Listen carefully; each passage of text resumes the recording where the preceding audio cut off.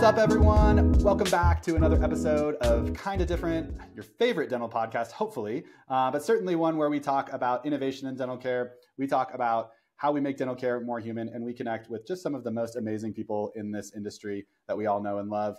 I am Dr. Matt Allen, CEO and co-founder of DifferentKind, and your host for Kind of Different. And I am thrilled. I love talking to people who are in operations because that is not how my brain works. And so I always love talking to operators because I'm like, man, I learned so much. And today I am thrilled to be talking with Caitlin Maehr, who is the Vice President of Operations at Areo Dental Group outside of Chicago. Certainly an up and coming dental group and somebody that I have listened to on other podcasts, seen and, kind of be this person who's like, whoa, like I have heard you say some things that I don't hear a lot of people talking about. And so I'm really excited to talk with her today. Caitlin, thank you so much for taking the time to join us today. I would love to have you kick us off just by telling us a little bit about you, telling us a little bit about Areo, and then we'll dive in. Awesome. Thank you so much for that introduction.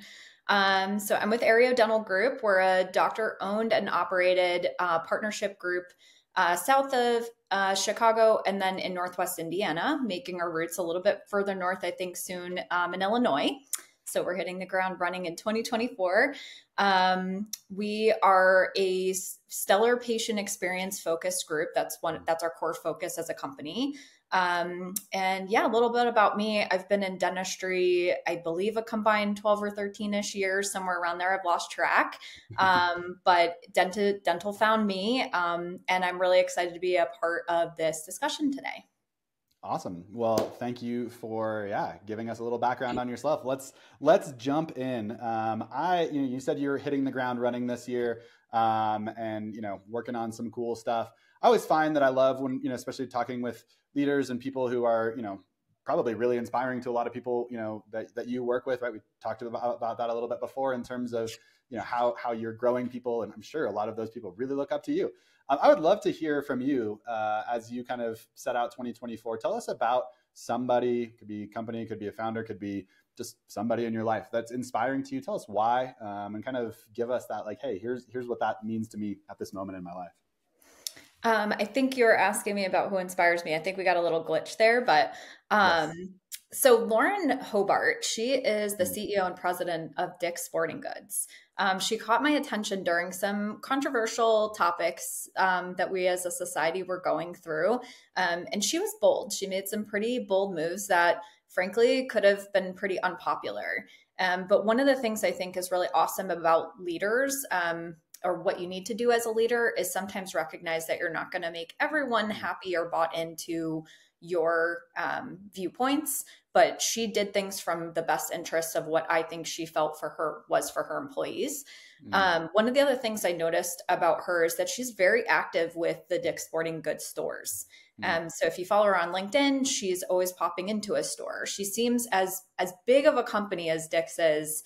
She's always there visiting the team. And I think that's very admirable. I think at times with groups, especially in dentistry, because there's a high volume of growth in many companies now, people sort of go, well, now I don't really have the time to spend with those teams on that level anymore. My responsibilities have changed. And I admire her ability to both lead a giant company and also be very well connected to those that are in the stores. Yeah, totally. I mean, that presence piece is so crucial in all aspects of our life, right? I think we all want to be more present with all of those people around us, and to have that leadership position of, hey, I will be present, despite the fact that I might have to, be having board meetings and doing all these other things. Like I can be here with people. It's such a crucial thing, and I love that. I'm sure that is something that you are actively applying within Areo. So that is awesome to hear. I love that. Let's I think you've had a pretty decent amount of experience, obviously being in dental for this amount of time. But I also think that, like I said, you've talked about some things that I just don't hear a lot of people talking about, and so I'm curious, just in terms of, as you think about like how can we learn from innovation in other spaces, et cetera, and you're obviously talking about Dick's Sporting Goods, that has nothing to do with dental. What are you kind of thinking about in terms of like, what can we learn, especially maybe specifically from healthcare? You talk about this excellent patient experience, et cetera. What can we learn from innovation in other industries, and kind of how specifically are you as the VP of Ops operationalizing that within Areo? Yeah, so I think it's really important. Like one of the things I love about Dr. Raj and Dr. G, our co-founders, and myself, I think we're very much aligned on the fact that we have a growth mindset. And we also realize that as much industry knowledge as we have, there's a huge gap in what we don't know. The dental field is very young still, and it's consolidating, much like healthcare was 20 years ago, but we're still 20 years behind. And as much as there's these bigger groups like Heartland with like awesome leaderships teams in those companies, I still think we're in that pioneer phase. And so we kind of have to check ourselves from like, where are we? Are we just following the norm of what the industry is doing, or should we be doing something different? I think I have like a probably multiple times a week thought as I'm driving to a practice of how can we be different, you know? And it's not necessarily like maybe we don't need to be different, but I'm going to keep challenging that for myself and for others around us, because I don't think we should ever go with the status quo. I don't think we should ever go with what everyone else is doing. And that's why I look at other leaders like in Dix, in these other companies that are much bigger, because at some point there may be a dental company that is that large and has that many locations. And what do we want to represent? How do we want to stand out? Do we want to follow suit with what the medical industry has done? I think there's a lot of patient concerns around that. So is that really where dentistry wants to follow? I would argue we don't. Yeah. So how do we keep ourselves separate and also stand out and learn from those that went before us? Learn from what went wrong, not necessarily to criticize, but to use that as an opportunity for us to do things differently. Totally. I'm sure a lot of people who are listeners are probably familiar with Marko Vujicic, who is the chief economist for the ADA, right? Not too far from you. And everyone's favorite health economist. I love Marko, great guy. But he just had a podcast where they were talking about, trends and, what he sees coming in 2024. And he was just talking about consumerism in general, kind of coming more and more into healthcare and seeing that, really impact dental. And I think that's one of those things that, we're looking at other industries that are not just, hey, this is what has happened in medical care for, a while, but how can we learn from, these other places that are really cool and doing awesome things. So I love that. I love that answer. So I was just going to comment on your thought around how with medical kind of changing, they don't fight for new patients really, right? Like you don't see a lot of new patient marketing or, hey, we're going to do a promotion to try to drive patients into their practices. Yeah. Patients just Google and they go. They generally are very reliant on who's in network with the insurance plan. Dentistry may change if they offer more benefits. We worked with Blue Cross Blue Shield and did a pilot with them around periodontal disease at my last company. And there was a lot of proof in that being proactive on the preventative side was really helpful in the overall patient health. And so if insurance companies start to catch on, like, hey, if we actually invest some more resources into the dental side, maybe we'll stop paying so much on the medical side. And that's not really the best reason to want to do that, but that's what they're kind of doing. So will that force dentistry into kind of, again, that very, like, to me, medical feels very dry. Dental still feels very fun, very innovative, very, we can differentiate ourselves from one group to another and kind of find our niche. Be very interesting to see how over the years that plays out.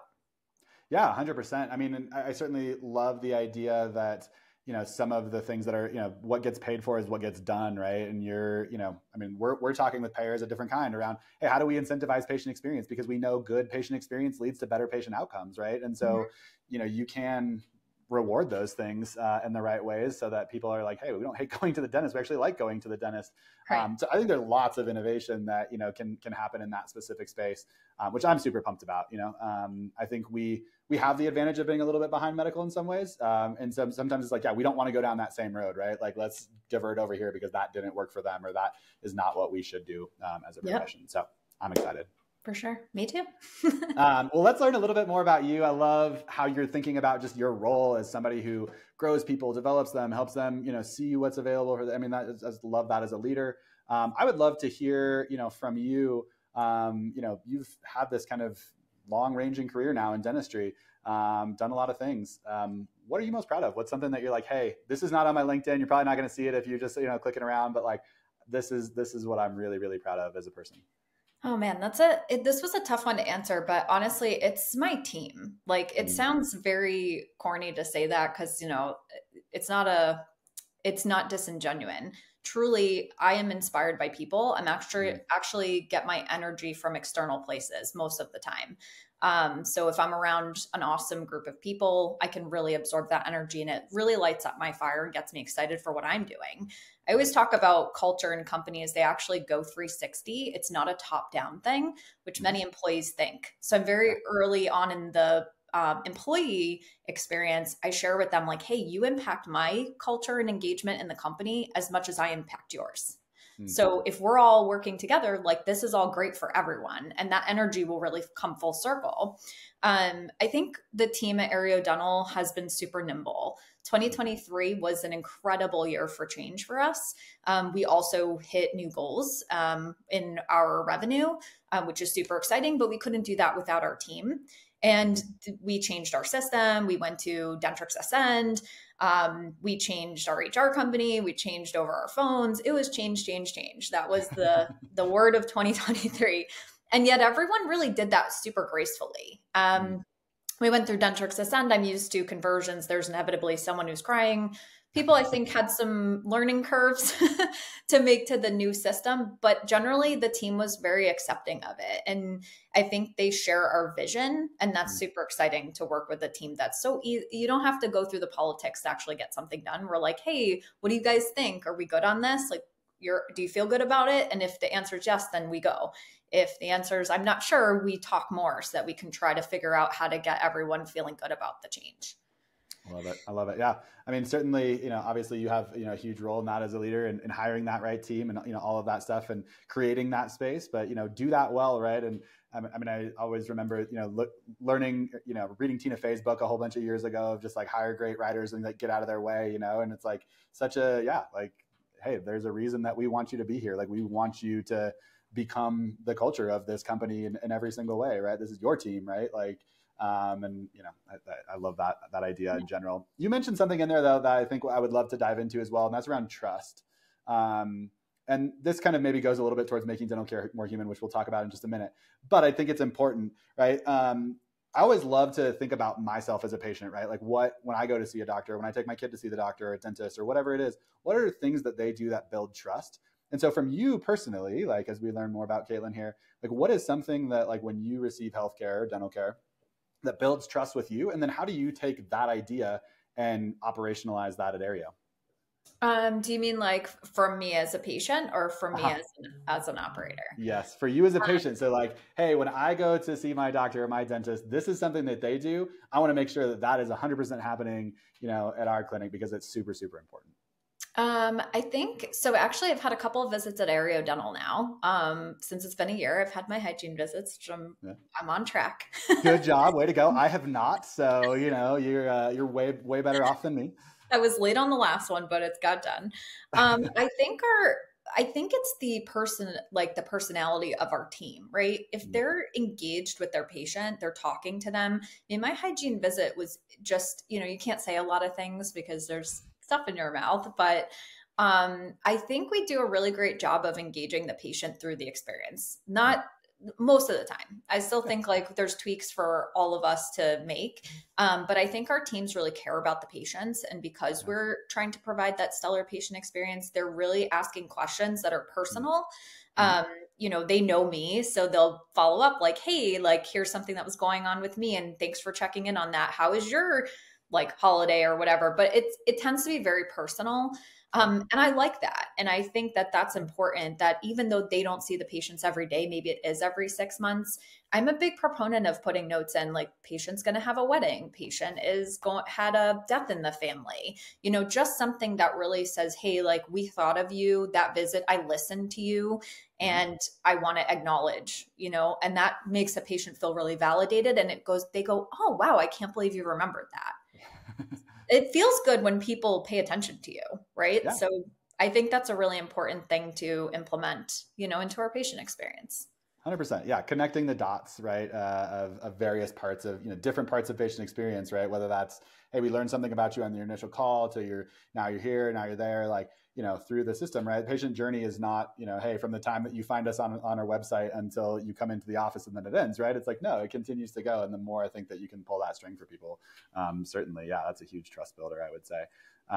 So I love that idea specifically. And certainly, yeah, for those of listeners who are not doing that or not finding ways to operationalize that, certainly I love that idea. I want to talk a little bit, because you're talking a lot about culture here too and whatever. How do you specifically, you yourself, you, Caitlin, as a leader, stay grounded and rooted, and how does that impact your team specifically? So how do you keep yourself grounded and rooted? And then how do you feel like that, spills over to your team? Great question. So I really like being in their seat. I think it's super important for the reality check, no matter how high you go up the corporate ladder or how big your title is, it really doesn't matter. It's all just a title, right? At the end of the day. And that title comes with responsibilities. My role at Areo and in operations is to understand what my team's going through, to understand if the changes I'm making for them is actually helping or hurting, and to take note of that very quickly, not to be rigid in my approach or to say, it's my way or the highway, or I know best. Because I was in reception 12 years ago. We know dentistry has changed since 12 years ago. When I came to Areo, I spent a lot of time at the front desk. I actually just observed. I actually answered phones and checked patients in, and I wore the practice manager hat for a little bit. When we lost a couple of staff members, I sat in that seat and got a refresher on, oh yeah, this is what the practice managers have to deal with. Frankly, like at the time, it might have been a little bit stressful, but because again, I was wearing the director of ops hat at the time and practice manager and a little bit of the front desk, but it was super grounding and humbling. And I was like, oh, okay, like this is what I want to remember about Areo. Areo is funny. At the term Areo actually means to Mars. So we have a joke here that we're going to Mars, like meaning we're going to take over planet Earth and then go to Mars. There Kidding. Yeah, exactly. First dental clinic on Mars. You got to have big goals, right? So, we have big dreams, and that means that it's all the more so important to me that I stay grounded through those big dreams. When you have a team that's walking with you, it's better to have them walking alongside of you than to you be running and the rest of them are behind you, right? And we can only do that as a team. I learned that, I think, I haven't always had that view. I used to be like a very fast runner, and I had a big challenge with like getting people like on my level to understand my vision. I just kind of didn't understand it. I was like, wait guys, like, don't we want to do this? This makes total sense. Like, why don't you all get on board? And I realized that approach didn't actually fit everyone. So just maturity in my career and in my roles, I've had some awesome mentors who gave me really good feedback, and I've learned how to help motivate people, and that every person I'm talking to is truly an individual. It's not a group that I'm talking to. They're individuals, and they have individual motivators. And if I can figure out what those are, then I can help that person find their right place and feel like they're at their top of their game, as opposed to, really pushing or pulling people. That's more exhausting. It's better if people come with you for the ride. So yeah, I think that's kind of my approach. Excuse me. I love that. And yeah, 100%. Yeah, I think there's a lot that we can all learn from that. So yeah, the journey that you've taken can inform that of others. And I love you sharing that. So thank you for taking the time to do that. One last question for you. And you've talked several times about like, hey, what we want to provide at Areo is this exceptional patient experience. So I'd love to hear from you, like a very practical way. What's one small and easily implementable tip that you feel like people should be doing in dental visits in general, right? Share some of your secret sauce from Areo here of like, hey, this is something that we think is super important. We do it every time. This should be happening across the industry. Tell us what you think. So I think we're young, right, as a company. So there's been things that I think there's processes that we definitely have that are different than other companies that I think make a true impact. However, I'm going to go with something that I'm going to newly sort of I've been coaching the team to be a little bit different on. When patients walk in, if you're in any organization right now, if you go to a random practice, it's very likely that the check-in process is still kind of weak. I think when patients come to an office, or answer phones, if you listen to phone calls, it generally goes from, thank you for calling. Sometimes it's a drier answer to the phone Yep. to what's your insurance? And I've listened to some calls over my career that were shocking, that lacked empathy. And I think empathy is a big deal. Like we have to have that. We have to show like, hey, I'm so sorry you're going through this. I'm sorry you're in pain. I want to help you. And I'm going to make sure that this process goes super smooth. So I'm just going to ask you a few questions. Is that okay? Yep. Getting the patient to, again, it's that walk with the patient. Don't run full ahead past them. Get them to be with you through that experience. So one of the things I really love doing is with new patients is asking them proactively at check-in, hey, thanks for choosing our office. I know you might have already had an initial call where you've explained this already, but I'm just curious, how can we make sure that today goes better than any previous experience that you had? And usually patients will either say like, you know, maybe they've gone to the dentist before and they're just like, I'm just new to town. I just picked you guys because you had great reviews. Okay, awesome. Sometimes patients say, well, you know, my last dentist didn't listen to me, or I didn't have trust because they gave me this crazy treatment plan and it was $10,000 and I have no idea what I'm even doing. So that should set off like a flag, like, okay, I'm going to tell the doctor that we probably need to really hone in on the intraoral photos, that this patient's going to need a little more education than we might normally do. So if you can tee the doctor up for that, then you have such a much smoother process. And if you acknowledge what the patient experienced throughout their visit, then they heard you, they know they were heard. So I'm big on letting people feel like they were heard. We all want to feel heard, right? It's such a very simple thing. It's truly simple, but we get in the hustle and bustle of the day. And sometimes that's the first thing to go. So, you know, it's really a big push, I think, on our group as part of the seller patient experience to really incorporate a lot of that.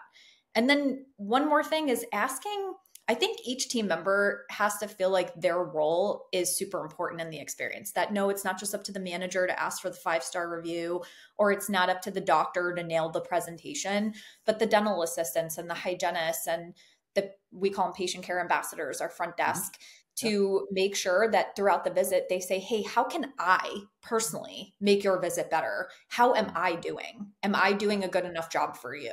That shows that customer service side and the patient experience. And I'm super passionate about that. I love that. There's so much I love about that. I love that idea of just like, hey, what is going to be success for you, right? And it's like, great, now you're giving us the answers to the test. Now we just need to execute on that, right? But if we don't ask, we don't know. So I love that. And then, yeah, just that, especially that, like, give me feedback in real time. Like, how's this going for you? Like, I just want to make sure that we're, you know, doing what you need from us, right?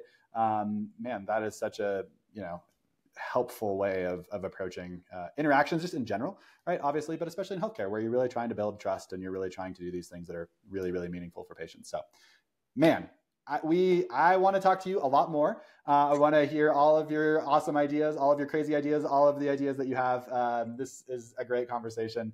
And we want to make sure that we always keep these relatively bite-sized so people can listen to them on a commute or something. I guess if maybe you're commuting in Chicago into the city, maybe your commute's a lot longer. I live in the mountains, a small little town. And so, you know, my commute sometimes just a walk. But, you know, Caitlin, I am just so grateful for you taking the time to join us today.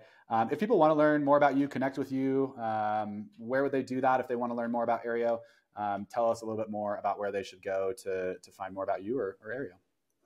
So you can always go to our website. It's areodental.com.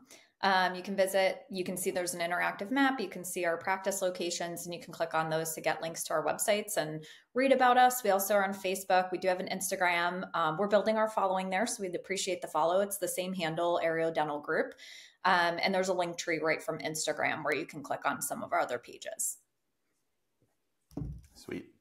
Sweet. Well, thank you again so very much. We're super excited to learn from you today. And like I said, I had heard these things where I'm like, not a lot of people are talking about this. And so I'm glad that we got to dive deeper into some of that. I love how you're leading, your team, building this culture at Areo. And I'm excited to see what that holds in 2024 and beyond. So thank you so much for taking the time to join us today and look forward to chatting with you again soon. It was my pleasure. Thank you so much.